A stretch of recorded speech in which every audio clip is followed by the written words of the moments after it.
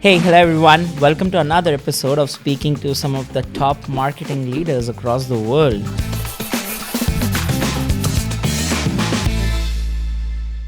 And here I'm streaming again from New York, right at the heart of Times Square. Very honored today to have Theresa Harvin with me on the show. Theresa is the Vice President of Marketing for Broadridge. For people in the financial services, most of you know Broadridge, right?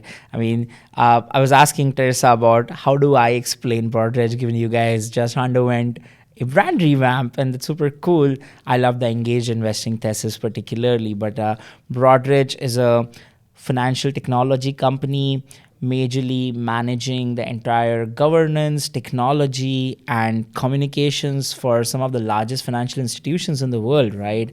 Of course, she can tell you more about it. But yeah, it's a pleasure to have you, Theresa, on the show. Thank you so much for having me. I appreciate it. No, awesome. I think diving deep right in. I mean, we don't kind of do too much of surround. Yeah, let's do it. Let's go for it. We'd love to begin with knowing you better. So, where do you grow up? How do you land in marketing?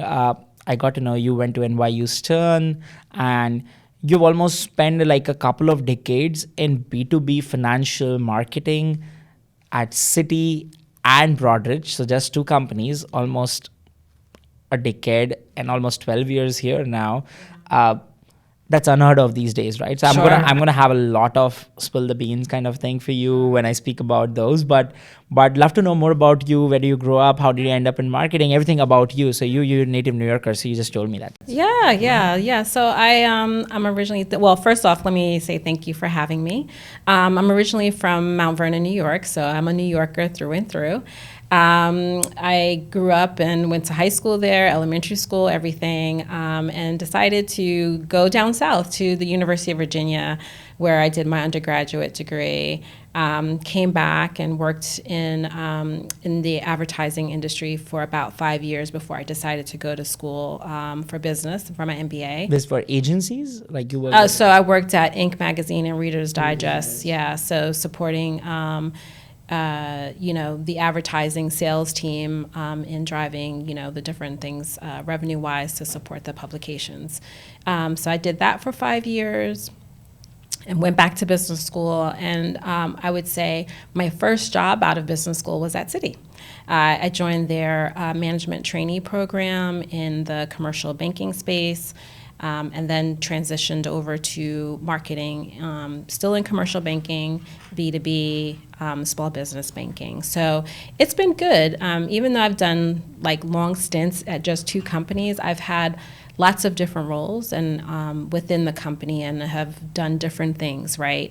Raised my hand to sign up for different roles. And I think that's the key to the longevity and staying at a firm for so long is making sure that you don't become stagnant and comfortable in the different roles in there. And in between all of that, I had the audacity to get married and have kids.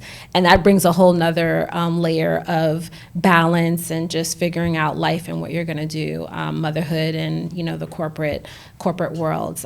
So, I've been busy for, these last couple of years, but it's been a fun ride, and I wouldn't exchange it for anything.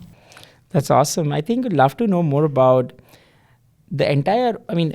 For audiences here, a lot of them would know of financial services only from a consumer angle, right? So people watching this, I'd love for you to first double dive and double click on what does the B2B side of financial services look like. And then how does marketing that look like? You've done B2B in two ways. One, you have sold to small businesses, and then the other side, you have marketed to other financial institutions, Sure. maybe the larger ones, right? The enterprise Sure. ones. Love to understand for like an easier set of the audience, what does B2B financial services and financial technology looks like, and how does marketing play a role in that? So we'll begin with it. So, I think, B2B is an interesting space because the numbers are not the same like in consumer. I tell people all the time, it's not like I'm marketing Coca-Cola where I'm trying to reach millions of people. Right. You're going to be very strategic in your audience and who you're going after.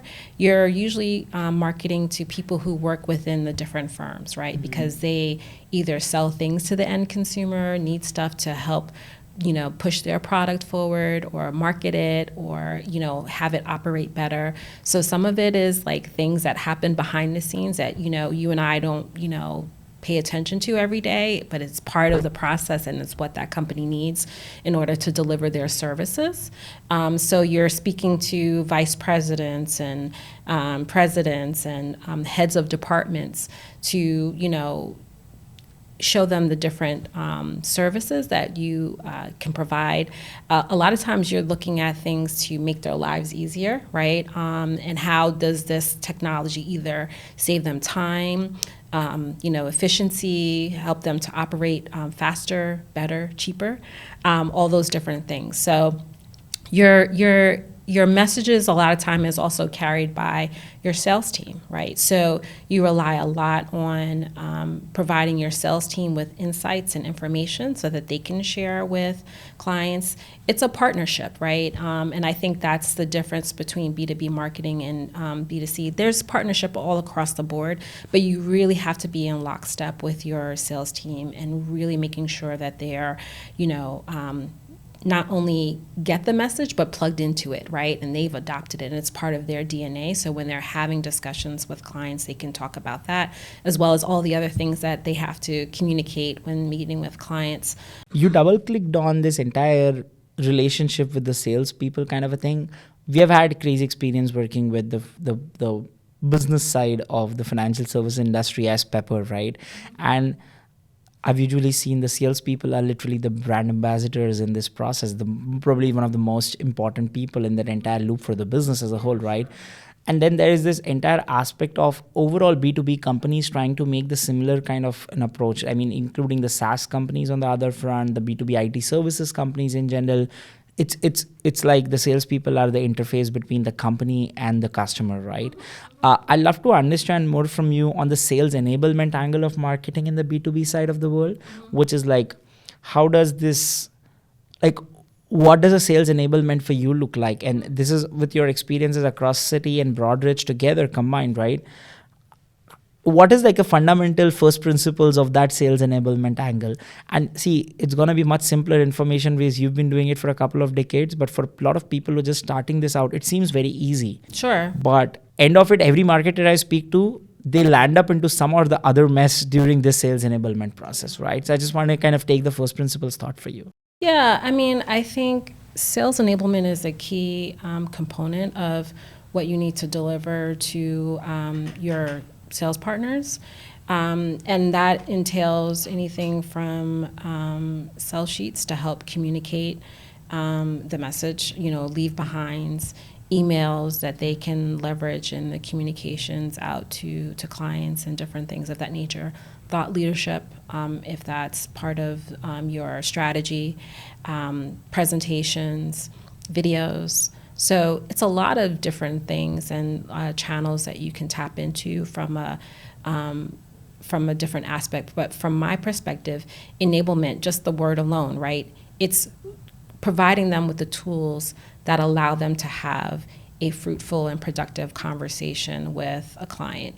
It's providing them with the tools that allow them to plant the seed, if you will, to have somebody come back to them around content. If they're going to an industry event, setting up the booth in such a way that it's going to attract people to come to the booth, right? So everything that we're doing should be about sales and helping to enable that. Helping to make the conversation smoother, helping to reinforce the key points about the service and product, right? If we're saying product X can do this, showing how product X can do that, right? So it's really just providing those tools and assets for the sales team to use to be able to reinforce key messaging, demonstrate the key points that you want to make, your value prop, your differentiation within the marketplace, and have a productive conversation and ideally lead to a sale.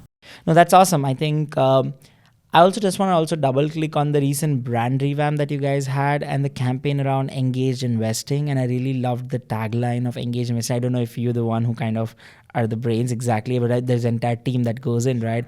I just want to kind of understand the thesis behind this narrative of engaged investing with Broadridge coming up in that case. So what does it mean exactly? And how is and what is like a broader brand positioning in a B2B side looks like? Because a following up couple of questions on the brand side of B2B financial services in general, but like I just want to kind of ask you anything you can tell us about that. So,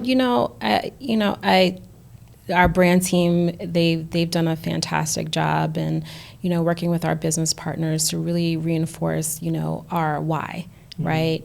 We enable our power investing and governance and communication, and part of that is helping to drive engagement right across the board. And I think engagement is an interesting word, like you talked about these days, because obviously people are pressed for time. You're pressed for attention. You have everything that you could possibly need, and everything is coming at you, right? So I look at engagement slightly differently, in that it's more than just like I'm, sitting down and I'm reading something for hours, but are you doing things to get people to take action? And sometimes the action can be measured. You see the clicks, you see the likes, you see the shares, you see the open rates for emails. Those are measurable, right? But there's the intangible or the immeasurable things that people do with the content that they get. You get something, come across some piece of content, and you look at it and it's like, oh, this is interesting, and you store it away for, to go back to at a later point. Or you get something, you go, oh, you know what? My colleague or my friend could really benefit from hearing about this. This is a great, piece of information or insight that they should have. Mm-hmm. Or you come across it yourself, which happens to me quite often, where I'm looking at something and I start to respond to it, and I thought I responded to it, but I forget because I'm just so busy. But I'm having a conversation with you or somebody else, and you go, you know what? I remember XYZ, right? So to me, it's like we really have to, and those are touch points, right? And, research shows that touch points, it takes people about 7 to 13 touch points before they make a buying decision. A little bit less if they're really close to the information. And in the B2B space, it's even more, right? So really, to me, we need to think about engagement like touch points. And if you get somebody to store something, recall something, share something, that's engaging, right? And that's an engagement factor. Do we have metrics to measure all of that? No, but the touch points are what matters a lot of times, because all of those things, we're like little computers. I think people forget that as humans, right? We're constantly taking in information. And so the more that you can give people information, especially in the B2B space, because a lot of what people need to do is research on their own. They're talking to people. They're reading reports and trying to understand, how is this service or solution going to improve on my existing product, improve on my existing process, whatever the case may be. So the more that you can have information out there that people can touch, react to, read, ingest, and read, all of that is helping, in my mind, your story. And some of that is not always measurable, but you start to see that, and it helps, right? Hopefully, if you're doing your job the right way, when your salesperson shows up at the door of so-and-so, they have some level of recall of what they've read or something that they came across, or I've seen this from Broadridge, right? And you just mentioned about the subject matter expertise that you're speaking of, because these engagement points are also interlinked with each other. So like one of those engagement point, if just does look off, you lost the customer out of the funnel, right? Prospect out of the funnel particularly, right? I want to speak to you more about the subject matter expertise when it comes to content for companies like Broadridge or Citi, right? For example, in the B2B side, one, it's not easy to find the right people who can create the content. Sure. Right now, it's even tougher, I would say this way, but like it was always tough, right? And then there is a part of research involved. There is another part of the entire content articulation involved that's there. And then there is a third part of also how to kind of stitch the narrative to the delivery in general, right? Could you share more insights about how do you plan your content, particularly when it comes to the right mix of scalability and subject matter expertise blended together? Sure. You're right. I think you hit on all the things that we're challenged with, and particularly when you have a content, marketing element to your marketing mix, right, in your marketing programs. Who are the right SMEs? Who are the right writers to support your SME, right? Because your SME may be fantastic, but they don't have the time either to sit down with the writer, or they're not a writer themselves, but they have great content. So it's a combination of really kind of thinking through what are the key messages that you want to get into the marketplace. Do you have the expertise in-house that aligns with that? How does it fit with the overall brand messaging that you're trying to communicate so that you can reinforce that? Those are some of the questions that you go through, and then you kind of identify different tactics to help you get there. Is it, working with an outside writer? Is it sitting down with the SME yourself, having the SME start something? Sometimes, like even just putting pen to paper, then putting the outline that helps to tease out the content. And a lot of times you kind of have to be somewhat of a, I'm going to call a journalist a little bit in working with your different product experts, because I think there's the challenge of people who are in the business role, right? Their goal is the product and the sales and everything immediately kind of goes into the how and what it does and everything else like that. But the story gets lost, right? I think intrinsically most marketers will agree storytelling is key, is very impactful, right? Seth Godin, one of the renowned marketing gurus, says marketing is no longer about the things that you sell, right? It's about the stories that you tell. And so I think that's one of the aspiration you sell. That's right. And I also think, when you're in a regulated space or B2B, sometimes you tend to get away from that because you have to, hit the T's and C's and the disclaimers and make sure it's not misleading and, all the different things that you need to do to make sure that you are legally and in compliance with your own compliance rules internally, that sometimes it ends up becoming like this information manual. Yeah. And what did I say at the beginning? The people that we're marketing to are people, right? And just because they work in a business doesn't mean that they don't want to, look at something that's engaging or take it in. It's, it's human nature. Something is dry and boring. What happens? You fall asleep, you lose interest. But something that catches your interest, you're going to spend time with it. You're going to read it. You're going to want to learn more about it. So I think that's the biggest challenge in, creating content. It's not just the creation of it, but is it telling a story, right? Can you work in humor? I think that people tend to shy away from that because we're in a serious space, right? Yeah. And I put serious, and it is important because you're dealing with people's, financial lives, and you want to make sure that they have the information that they need to make good decisions, all that good stuff, and totally get that. But I also think that there's a place for making sure that you don't lose sight of the story and what it means for either the person who's going to be using your service or the end user who ends up using it. I think that's what makes it compelling. I always keep on saying that B2B is never B2B. I told you, right? It's always B2H. It's business to humans that you do, and you said absolutely right? It's basically, how do you take the analogies? And that's happening. Recently, I saw like a few B2B companies doing some really good work on it. I'm seeing they're taking learnings from the B2C side of the angle by seeing how do you actually market to individuals, and then getting those learnings and overstitching them back to B2B marketing particularly, right?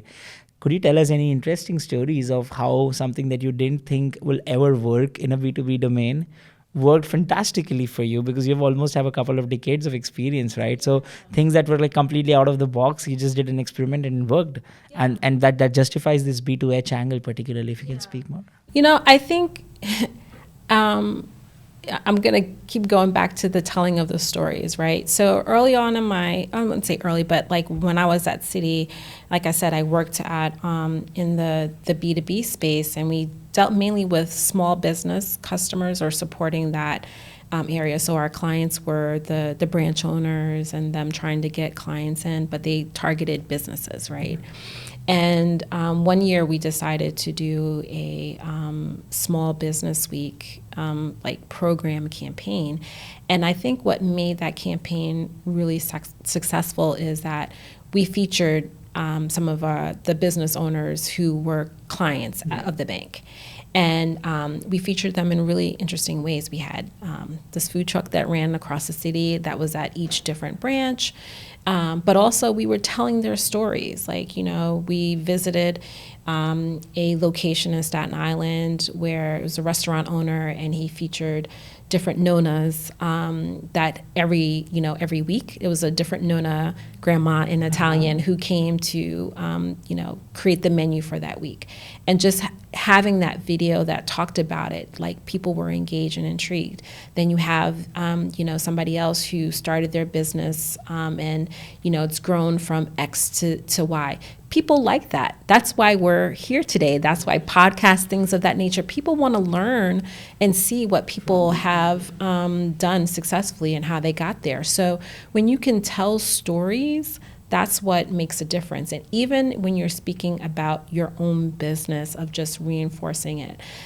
We also featured at Broadridge, we had a campaign where we featured employees telling their stories and their backgrounds and just sharing what they do. That makes an impact, because then now, when we're meeting with clients or a salesperson is talking about it, you hear about the expertise that sits within this company, and you feel good about, okay, this person can help me achieve the goals that I want, because there's a bench of expertise, right? And so, when one of my general managers started in the business, this is in the global class action space, one of the things that we set out to do was really to set the tone for the level of expertise that, sat within the company, and how we could support the businesses that worked with us because of the expertise. Years of experience at the different, law firms, the lawyers, obviously, just an understanding of the space. And that's been tremendous for us, and being able to just reinforce that touch point or that talking point. That's our point of differentiation. You can't replicate experience, right? There's something to be said about that allows you to have just a better sense of how things work. So you also, I think, when you were explaining me about the subject matter expertise of content, right, you also touched upon the entire aspect of regulated space, right?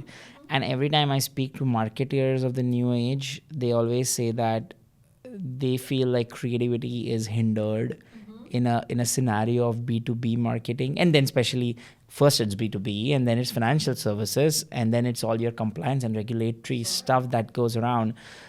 I personally don't believe it to be so, but I want to hear it from the horse's mouth. Maybe, like, you've been on the space. So, I mean, how do you look at merging in the entire creativity with your storytelling? You've already spoken a lot about the storytelling angle.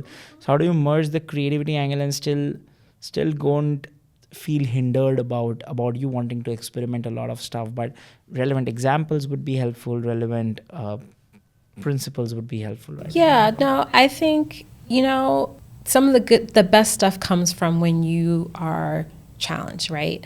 You can either look at, regulatory and compliance within your industry as a barrier, or you can look at it as an opportunity to come at something a different way, right? And so for me, I've always looked at, how can we be creative? You definitely don't want to do anything that's going to cause harm to the firm or misspeak or mislead or anything like that. So that's important. That's like a hands down, not going to happen from that perspective. But there's ways to be creative in how you approach your content, right? So, when I worked at Citi, when I first started out, we would put together these marketing materials, and my legal team person would look at it, and he's like, you have to add all this stuff. By the time it was done, like, my content was this and the disclaimers were here, right? And so part of that is having the ability to negotiate and talk about, well, what's really required here? What do we need to point out, and how can we phrase this in such a way so that I'm already taking care of it in the content, but also being engaging. You don't want it to become dry, that instruction manual that we talked about, but still kind of doing that, right? So I think you always have to just be pushing yourself to go and think outside of the box. As a B2B marketer, especially when you're in a regulated space. And just you have to, let creativity take over.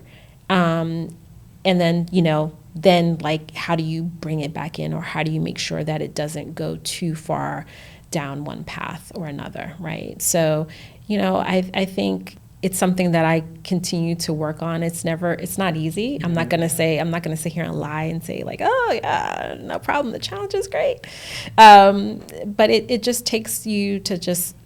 It's a battle with the self usually. That's always the case. It's just that those campaigns don't go the best viral way in general, like how a B2C campaign would go, and that's why people don't understand the other side of it. But there's some amazing B2B campaigns I've been knowing of, right? So they're there. And also, what's your objective, right? Is it to reach a lot of people, or is it to reach the right people? There's a difference, right? You can't measure it by the number of clicks per se, but if I've gotten the 5 people in the room who are the decision makers for XYZ, that's a win in my book, right? So it's understanding your objectives for your campaign, what you're trying to achieve, and then just kind of reinforcing it from that perspective as well.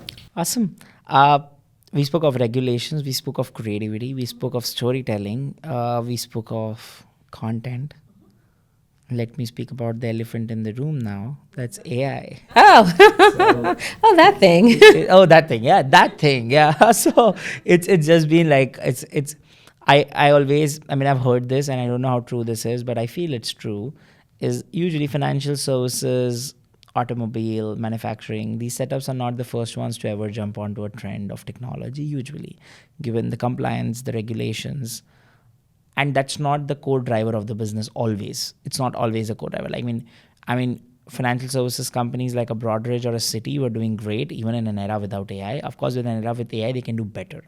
But the company doesn't work on the principles of AI, right? It's a different business altogether, right? Usually.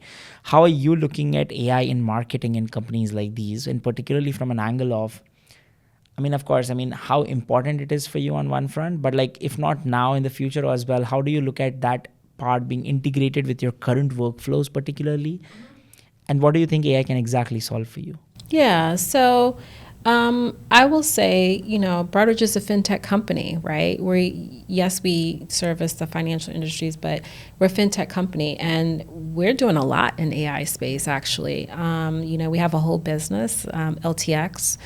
I saw the landing pages of those businesses, and I saw the kind of work. Yeah, so from a business perspective, there's things that we're working on. Internally, from a workflow perspective, there's things that we're working on. We have an AI academy internally that, we can tap into. Ideas are shared across the board. We're all looking for different ways to leverage AI to be more efficient in our day-to-day workflows. I think bringing it specifically to marketing, what I know specifically, I think there's opportunities across the board and things that we've used it for, creation of emails, right? Yeah.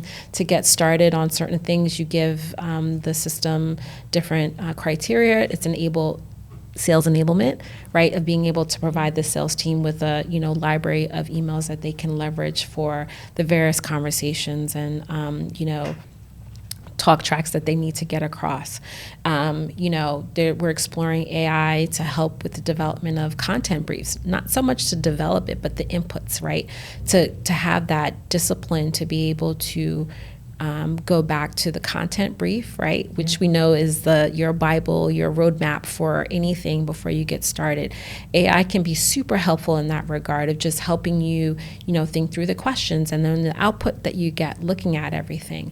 I think the key, we had a marketing offsite and we had some guest speakers, and one of the speakers mentioned that, marketers shouldn't be fearful of AI, right? I think where marketers will get in trouble or left behind is if you don't know how to use it, right? And I think it's going to be a compliment to what we do already. Like just think about back in the day, if you were trying to write something and you're in a kind of like a word block, now you can go onto Chat GPT and, plug in a couple of things, and they're thought starters for you to like. It solves the blank page problem. Exactly, solves that blank page. It may not be the last thing that you use, but it's a prompt, just like you would do when you start to write anything anyway, right? When you go back to that very first piece that you wrote, it's probably a totally different iteration anyway, right?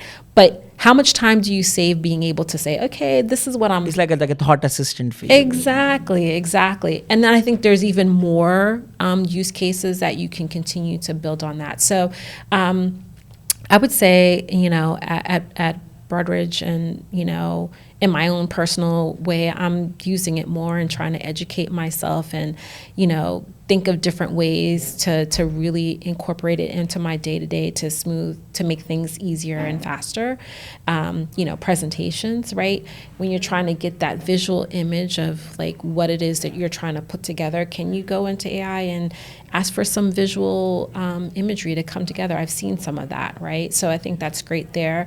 Also, video-wise, when you're trying to do certain videos and you want to pull certain things together, does that help as well? So AI shouldn't be the scary monster that sometimes it's made out to be. I think there's a place for it, and as a marketer, the more you get to know and use it and incorporate it, you're going to just be that much more marketable and do better work across the board, in my mind. Thanks for reiterating something that I always keep on saying, that AI is not going to replace humans. It's going to replace humans who don't know how to use AI.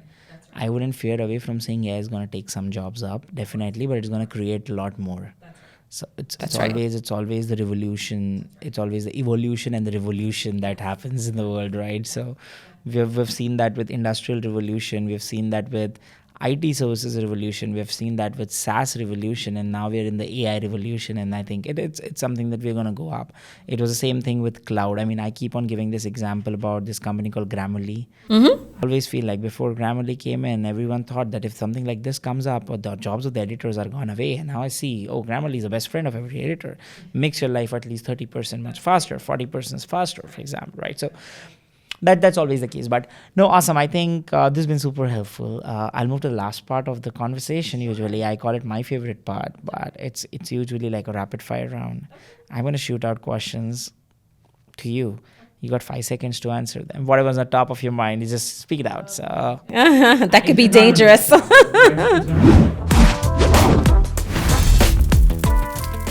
Right. I think let me start with asking you, what's your comfort food like? Your comfort food. I would say French fries, probably. A typical American, and I know I see you're a New Yorker, so yeah. French fries is like it's like French fries and mac and cheese. If someone says that, I know you've lived. Well, and then if I like flip it, because my background is Caribbean, my favorite is probably plantains. Yeah. Yeah. Okay. You got to tell me some good plantain restaurants around here. So, best place you visited across the world, and why so? I would say South Africa. I went my first year of business school. It was one of our trips. I had no money to go, but I stitched that money together because I did not want to miss that trip. And it was everything and then some. Just the history, the country, the scenery. It was amazing. We did a safari. Just getting up at the crack of dawn to try to find the big five definitely goes down as one of the best trips that I've had in my lifetime, for sure. If not in New York, where would you love to live in the United States, and where do you not want to live at all in the United States? So a couple of years ago, maybe about 2 years ago, my husband and I and a couple of friends went to Napa. It's beautiful. It is. It was beautiful, Napa, California. So if I could anywhere, I'd go there. And then probably a place that I would not like to live is the super cold. So Antarctica or way up north. No, Alaska is happening, right? Although I'd like to visit, but I don't know if I'd like to live there. I don't. I was born in February, but I don't like the cold. Okay. If not in marketing, who would like to switch your roles with? I'd say probably fashion. Fashion? Yeah, like, just kind of the creativity side. I kind of got into marketing because I like the mix of the analytical and the creative brain. Yeah, right. yeah. And so I'd probably be some type of fashion or artist. What's your humble brag like? My humble brag. What does that mean? I mean, something that you're really, really proud of, but you don't want to boast about it, but you can boast about it. Come on, you've been at City and Broadridge. You gotta be like, the last one I was asking this to someone, they're like, you know what? I went to Pilates classes with Julia Roberts. And I'm like, oh wow, okay. I don't know if I have a humble brag. It could be as simple as something that you're really proud of. I am really proud of. I'm gonna bring my daughter in it. Yeah, of course. She is fantastic young lady. Both my kids are, but she's How old are they? 14 and 11. 14 and 11, oh, nice. And she's very independent and spirited and a go-getter, and it's fascinating to watch, right? I tell her all the time, I'm like, so in awe of her tenacity, because she dances ballet, and she's been doing it for 10 years. 10 years, like what she's been doing it since when she was Yeah, like 4. since 4. So she's committed to it, and I don't know too many kids who like. Especially nowadays, it's Yeah, not. and she puts in the work for it, and it shows. And so, it's a proud mind. I brag on her. Yeah, that's the best thing. People say like always. it's you too, but I'm like, yeah, but I think a lot of it is her. So I'm proud of it. I see the commitment angle coming in from you for sure, but yeah, super proud of you there. What are top 3 tabs that are always open on your laptop, except for your email? Yeah, sure. That's a given. I would say LinkedIn. I avoid the news these days, so that's not open that much. And then I would say WBGO, because I listen to jazz. It helps to calm me, and like when I need to focus, it's good. Who is your favorite jazz artist, though? Ella Fitzgerald. Awesome. Last one I would ask you is, I mean, if you were to kind of write a letter to your younger self 20 years ago, someone who's starting out of NYU Stern as a management trainee again, what would like the top 3 points in that letter be? Because the world has changed a lot in the last. It has. I would say. Like, sometimes you have those days when you're like, oh, I should have known this. Yeah. I think one of the ones is be okay in the unknown, right? And I say that because, for those of us who are control freaks, right? You want to control things and it has to go this way. But I would say just be comfortable in that space, because the more you are comfortable in that space, the more adaptable you can become to address and respond to anything that comes your way. So that would be one thing of just, being comfortable with the unknown. I would say also give yourself grace. I think We forget to pat ourselves on the back. yeah, no, and like, there's this, I think, good, bad, or indifferent. Again, like I said, I'm Caribbean heritage, right? And so it's that mindset of like, gotta, keep working, work hard, gotta be the best, keep going. And it's like this constant. I come from India, and we have a similar Right, exactly, right? Like you just, You've always hustled through your lives. You got to be hustling for all your life. and the funny thing is, like, I've been working since I was 14, if let's be real, right? I started, not like work in a corporate setting, but like I was a camp counselor, I had a side job, and I rattle off all these things to my daughter when I was like, I had a job, and I was in the church choir, I was in the band, and I was in the singing chorus, and I did this, and it was so much stuff that I did, and I wouldn't change it, right? Like I think everything develops you for a reason. It compounds. That's right. But I also think that there's something about stepping back, right? And being okay with that. Sometimes just being in the moment and not always trying to rush to get to the next phase or the next level or the next this. You sometimes in that you miss out on like, wow, right? Just taking a step back to see what you've accomplished. Like you were just asking me, what's my humble moment? I'm like, I don't have a humble moment because I don't really think about that, right? But like, I think that's important is to step back and take stock. Sorry, before you say the third thing, you know what? I had a very different experience recently, and I can tell you that I was surfing in Hawaii, and when you're on that surfboard, right in the middle of the waves, the same feeling of you don't have to ride every wave. There are waves that can come in, and not every wave is going to crash you. You can just be in a wave, and the wave can just pass it through, and you can just enjoy the hiccup that the wave gave you, but you don't have to ride every wave. And there might be waves that can crash you and pull you down in the waters. That's fine, right? I surfed for the first time in my life, so a lot of waves kind of push me back to the water.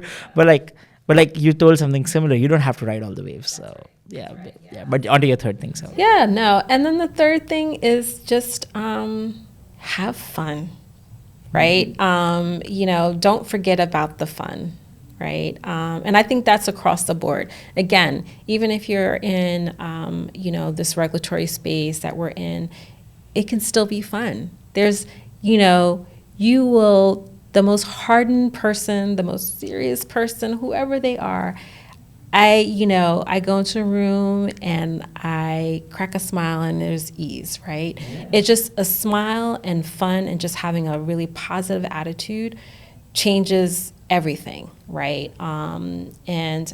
Don't get me wrong, I'm not a Pollyanna where it's like, oh, whatever. But there is something to be said about just making sure that you infuse fun or find the joy in whatever it is that you're doing, and that's important. That the last one, this part was heavy and this is good. Thank you so much for doing this, Theresa. Yeah, thank you. Appreciate it. That's our time for the day, guys. But thanks for being here. All right, great. Thank you so much.